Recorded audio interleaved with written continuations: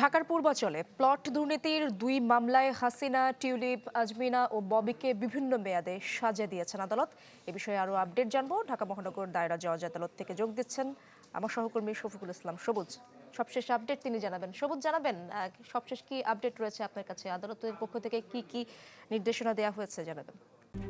RICL TMX, যুগের পর যুগ স্থাপনা থাকে মজবুত। দুদকের পক্ষ থেকে কিন্তু এই মামলাগুলো করা হয়েছিল।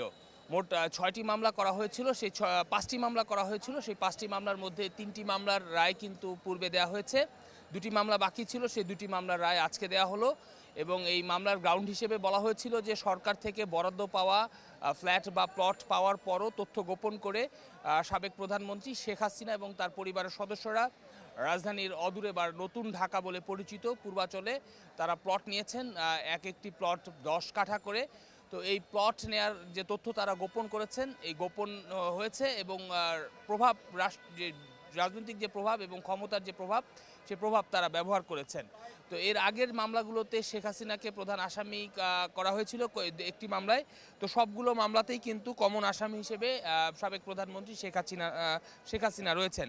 তো আমি যদি আপনাদের মামলার হিসেবে সাজার কথা একটু স্পষ্ট করে দর্শকদের জানাতে চাই, তাহলে বলা যায় যে আজকে যে দুটি মামলা রায় হয়েছে, সে দুটি মামলায় শেখ হাসিনাকে ৫ বছর করে সশ্রম কারাদণ্ড দেওয়া হয়েছে, আর ১ লাখ টাকা করে জরিমানা, আর না হলে ৬ মাসের বিনাশ্রম কারাদণ্ড।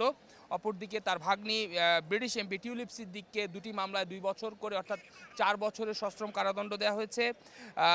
টিউলিপ সিদ্দিকির ভাই শেখ রেহানার ছেলে রেদওয়ান মুজিব সিদ্দিকের ৭ বছর করে ৭ বছরের কারাদণ্ড দেওয়া হয়েছে।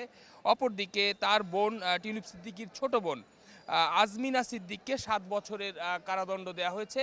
এবং এই মামলায় যে ২২ জন আসামি, দুই মামলায় একজন গ্রেফতার রয়েছেন, সে একজনকে দুই মামলায় ১ বছর ১ বছর করে ২ বছরের কারাদণ্ড দেওয়া হয়েছে, যিনি রাজুকের কর্মকর্তা ছিলেন।